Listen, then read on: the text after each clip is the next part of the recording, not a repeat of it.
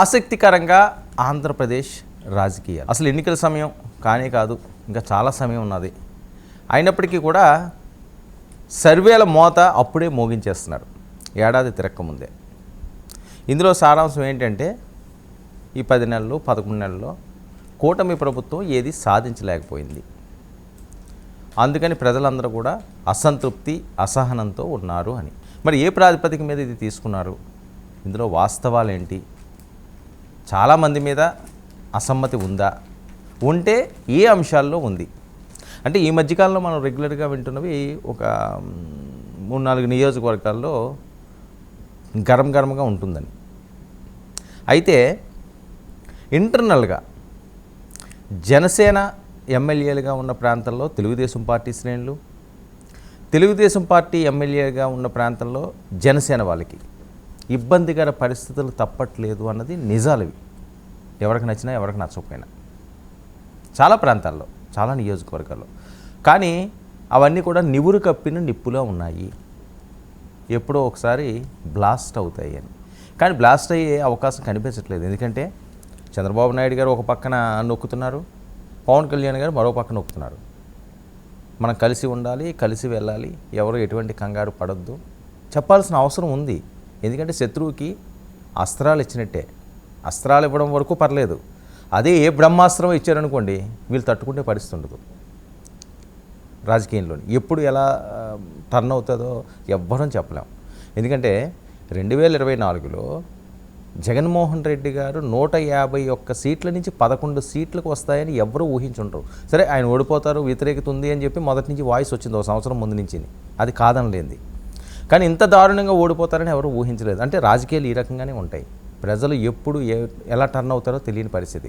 అలాగే 2019 ఎన్నికలు చూసుకుంటే జగన్మోహన్ రెడ్డి గారు గెలుస్తారు అనుకున్నారు, కానీ తెలుగుదేశం పార్టీ 23 సీట్లకే పరిమితం అవుతుందని ఎవరూ ఊహించలేదు. అంత దారుణంగా ఓటమి పాలవుతారు. ఇంకా అది రికార్డింగ్ ఎప్పటికీ ఇలాంటివి ఉండవని. కానీ ఆ రికార్డుని వెంటనే 5 సంవత్సరాల్లో మళ్ళీ చెరిపేశారు. సో రాజకీయాలంటే ఈ రకంగానే ప్రజల మైండ్ సెట్లు ఇలాగే ఉంటాయి. అందుకనే ప్రతి పొలిటీషియన్ గెలిచిన వెంటనే రొమ్ములు విసుకున్న అంత పోటీగా లేడు, నేనేదో పెద్ద ఒలింపిక్స్ కొట్టేశాను అంతలా విర్రవీగిపోవాల్సిన అవసరం లేదు. ప్రజల సమస్యల మీద 5 సంవత్సరాలు వాళ్ళకి ఇచ్చిన అవకాశం మీద దృష్టి సారించి ఆచితూచి ఒళ్ళు దగ్గర పెట్టుకుని అడుగులు వేస్తే నెక్స్ట్ ఫ్యూచర్ ఉంటుంది. లేదు అంటే ఇంటికే పరిమితం అవుతారు. సో ఇప్పుడు ఆసక్తికరంగా ఈ సర్వే చెప్పిన అంశాలు ఏంటంటే, ఈ కూటమి ప్రభుత్వానికి చేసిన తాజా సర్వే హెచ్చరిస్తున్నారు వాళ్ళు. తీరు మారకుంటే 2019 మళ్ళీ రిపీట్ అవుతుంది అని చెప్పి ఈ సర్వేలో చెప్పడంలో నిజాలెంత అవాస్తవాలెంత. ఎందుకంటే కూటమి వాళ్ళకి ఇది రుచించదు. ఇలా సర్వే వచ్చిందండి, ఇలా చేశారంటే వాళ్ళు చూసే ఉంటారు. వాళ్ళు ఏమంటారు, కావాలని చెప్పి జగన్మోహన్ రెడ్డి గారి సర్వే చేయించారులే, ఇదేమి కాదు అని అనుకోవచ్చు. ఓకే, ఏమో వైఎస్ఆర్సీపీ వాళ్ళు చేయించారేమో. కానీ ఇందులో నిజాలున్నాయా, అబద్ధాలున్నాయా, వాస్తవాలకి ఎంత దగ్గరగా ఈ సర్వే ఉంది అన్నది బేరీజు మాత్రం వేసుకోవాలి ఏ పార్టీలైనా సరే. గతంలో జగన్మోహన్ రెడ్డి గారికి చాలా సర్వేలు వెళ్ళినాయి. ఏమండి మీ పరిస్థితి బాగాలేదు, ఈ రకంగా ఇబ్బందికరంగా ఉంది, దాన్ని మార్చుకొని, లేకపోతే ఈ నియోజకవర్గాల్లో వీళ్ళు కాదు ఇంకొకరిని పెట్టుకుందని చెప్పారు. కానీ ఆయన వినలేదు. ఆయనే తర్వాత వాళ్ళ సొంత మనుషుల దగ్గర మాట్లాడినట్టు కొన్ని పొరపాట్లు జరిగినాయి అని. సరే చేతులు కాలిన తర్వాత ఆకులు పెట్టుకుంటే ఫలితం ఏముంది? ఏమీ దానివల్ల ఫలితం ఏం లేదు. సో అదే పరిస్థితి. సో ఎందుకు వచ్చింది సంవత్సరం కాకముందే అంటే సూపర్ 6 పూర్తి స్థాయిలో అమలుకు నోచుకోలేదని ఒకటి ప్రధానంగా ఉంది. ఇంకా మరొక వైపు real estate, liquor, mining, settlement ఇలాంటివి చాలా ఎక్కువ జరుగుతున్నదని ఈ తాజా రిపోర్ట్లో చెప్పిన అంశాలండి. అది ఎవరికి వాళ్ళ మనస్సాక్షితో ఆలోచించుకోవాలి. ప్రభుత్వం దగ్గర ఖచ్చితంగా ఆ రిపోర్ట్స్ ఉంటాయి. ఇంటెలిజెన్స్ రిపోర్ట్స్ అయితే 100% ఉంటాయి. ఒకవేళ నిజంగా ఈ రిపోర్ట్ నిజమైందంటే ఇందులో చెప్పేది ఏంటి, పోనీ ఒక 10 మందో 15 మందో ఈ రకంగా ఉన్నారని కూడా చెప్పట్లేదు.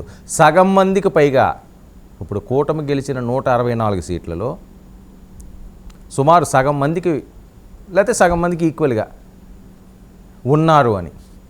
సో మెజారిటీ పీపుల్ ఎవరుంటారు ఇందులోని? ఎక్కువ శాతం తెలుగుదేశం పార్టీ శ్రేణులే ఉన్నారు కాబట్టి, వాళ్ళే ఎక్కువ గెలిచారు కాబట్టి, మరి సగం మందిలో ఎక్కువ వాళ్ళే ఉండే అవకాశం అయితే ఖచ్చితంగా ఉంటుంది. మరి అలాంటి పరిస్థితుల్లో చంద్రబాబు నాయుడు గారు అంత చూస్తూ ఊరుకుంటారా? లోకేష్ గారు అంత సైలెంట్ అవుతారా నిజంగా ఇది జరుగుతుంటేని అన్నది మరి వాళ్ళే ఆలోచించుకోవాలి. ఇక పబ్లిక్ మూడ్ని తెలుసుకుని ఈ సర్వే సంస్థ మేము ఈ సర్వేని నిర్వహించామని చెప్తున్నారు. అంటే కొంతమంది శాంపిల్స్ తీసుకుని మన ఎన్నికల్లో చూస్తుంటాం కదా ఏ రకంగా చేస్తుంటారని, ఏ వర్గాలకి ఎన్ని ఓట్లు వస్తాయి ఏదని ఆ టైప్లోనే వీళ్ళు చేశారు. ఇది స్టూడెంట్స్ చేసిందండి, ఐఐటి స్టూడెంట్స్ ఇందులో ఇన్వాల్వ్మెంట్ ఉన్నది, వాళ్ళు చేసింది. చాలా వ్యతిరేకత ఉంది, సగం మందికి పైగానే వీళ్ళు చెప్తున్నారు. నేను ముందుగా చెప్పినట్టుగా real estate, liquor, mining, settlement వీటి మీద వంటి కారణమని.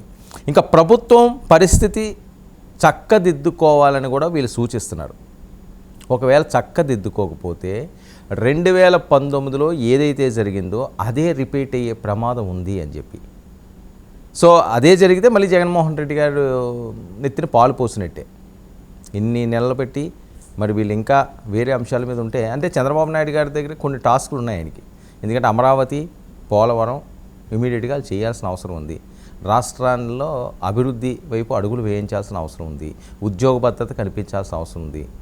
పేదలకి, మధ్యతరగతి కుటుంబీకులకి వెల్ఫేర్ చేయాలి, ఆ మహిళలకు ఉచిత బస్సులు, ఇలాంటివి చాలా ఉన్నాయి ఆయనకి. సో ఈ పరిస్థితుల్లో ఇలాంటి సర్వే బయటకు వచ్చి ఇది ప్రజల్లో స్ప్రెడ్ అయితే, మౌత్ ఎప్పుడైతే జనాల్లో ఒకరి నుంచి ఒకరు ఈ మౌత్ థాట్ ఎప్పుడైతే పెరిగిపోతుందో దాన్ని ఎవడో కూడా ఆపలేడండి. ఏదైనా చిన్న అంశం వచ్చిందంటే మౌత్ టు మౌత్ ఎప్పుడైతే మూవ్ అవుతుంటుందో ఆ రోజు కష్టాలు తప్పవు ఎవరికన్నా సరే. జగన్మోహన్ రెడ్డి గారు కూడా గతంలో వచ్చింది అదే. ఆయన ఏం చేసాడో తప్పులు, ఏం చేయలేదన్నది పక్కన పెడితే సరిగ్గా చేయట్లేదట్రా, వీళ్ళు నాళ్ళు తిడుతున్నారట, వాళ్ళు నీళ్ళు తిడుతున్నారట, వీళ్ళు నోరు మంచిది కాదు, జగన్మోహన్ రెడ్డి గారు ఇష్టం చేస్తున్నాడు, ఆయన అసలు బయటికే రాడట, ఎవరితోటి మాట్లాడాట, ఎవరిని పట్టించుకోడట అని. అది నిజంగా ఎవరైనా వెళ్ళి చూసారా అంటే ఎవరో చూడలేదు. కానీ బయటకు వచ్చిన టాక్ ఇది. సో ఈ పబ్లిసిటీలు ఎక్కువైతే అది ఎవరికైనా సరే ఇబ్బందికరమే. సో దీన్ని కట్టడి చేసుకోవాలి. తప్పులు ఎక్కడైతే ఉన్నాయో వాటిని సెటరేట్ చేసుకోవాలి. సమయం ఉంది కాబట్టి. లేదులే ఎవరో ఏదో చెప్పారు, మనకేంటి అడ్డు, మనకి ఎదిరే లేదు, మనకి తిరిగే లేదు, మళ్ళీ వచ్చేసరికి వైనాట్ 174 173 వైసీపీ వాళ్ళు అన్నట్టుగానే ఆ ఓవర్ కాన్ఫిడెన్స్ ఉంటే మాత్రం దెబ్బ తప్పదు. ఇది ఈ సర్వేలోని చెబుతున్న సారాంశాలు. ఇంకా అది ఈ పరిస్థితుల్లో మరి సీఎం గారు, ముఖ్యంగా డిప్యూటీ సీఎం గారు దీని మీద ఎలా ఫోకస్ పెడుతున్నారు, ఎందుకు ఇది వచ్చింది? అంత ధైర్యంగా ఒక సర్వే సంస్థ సగం మంది వరకు కూడా వాళ్ళ మీద నెగిటివ్ ఉంది ప్రజల్లో అని అంటున్నారు అంటే, మన కొలుకుపూడి ఇష్యూలన్నీ కూడా ఇవన్నీ బహిరంగానే మనం చూస్తున్నాం, బయటకు వచ్చేవి కొన్ని మాత్రమే.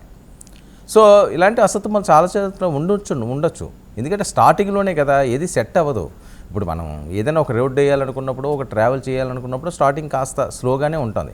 రన్నింగ్లో వెళ్ళినప్పుడు స్పీడ్ పెంచుకుంటూ వెళ్తాం. సో వీళ్ళు ఇంకా మొదట్లోనే ఉన్నారు. గతంలో అన్నీ కూడా సెట్ చేసుకోవాలి. వైఎస్ఆర్సీపీ మొత్తం అంతా నాశనం చేసింది అంటారు, లేకపోతే అధికారులందరూ కూడా వాళ్ళ వైపే ఉంటారంటారు. వీళ్ళందరినీ షఫీల్ చేయాలి, వీళ్ళకి అనుకువగా ఉన్న వాళ్ళని పెట్టుకోవాలి.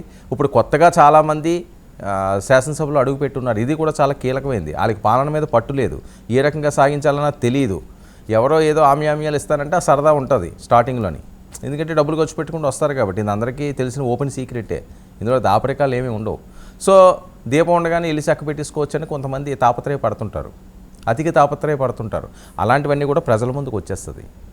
మరొక వైపు వైఎస్ఆర్సీపీ వాళ్ళకి పనులు చేయాలా చేయకూడదా ఈ అంశం ఒకటి ఉంటుంది. ఇక అంతేకాకుండా టీడీపీ వాళ్ళ దగ్గర జనసేన వాళ్ళ దగ్గర తెలుగుదేశం పార్టీ ప్రయారిటీ ఆలికి పడిపోయిందంటే మన నియోజకవర్గంలో ఇబ్బంది పడిపోద్దని ఇంకొక ఇబ్బందికరమైన పరిస్థితులు ఉన్నాయి. తెలిసి తెలియకుండానే వీళ్ళు కుమ్ములాట్లు ఇన్సైడ్ ఒకరికొకరు కడుపుల్లో కత్తులు పెట్టుకుండి పొడుచుకోవడాలు, ఇది జరుగుతున్న పరిణామాలు. మరి దీనికి అడ్డుకట్ట అయితే ఖచ్చితంగా వేయాల్సిన అవసరం ఉంది. ఎక్కడైతే తప్పులు జరుగుతున్నాయో దాన్ని సరిదిద్దుకోవాలి అని చెప్పి వీళ్ళు సూచిస్తున్నారు. ఇమీడియట్గా దీని మీద యాక్షన్ ప్లాన్ కానీ మొదలు పెట్టకపోతే కూటమికి కష్టాలు తప్పవు. సగం మందికి పైగా అసమ్మతి ఇప్పుడే ఉంటే ఫ్యూచర్లో ఇంకా పెరిగే అవకాశం ఉంటుంది. మొక్కలోనే ఏదైనా తుంచాలి, మాన్ అయిన తర్వాత దాన్ని తుంచడం అసాధ్యం అంటూ ఓపెన్గానే మాట్లాడుతున్నారు. మరి చూద్దాం మరి వాళ్ళు ఏం చేస్తారో.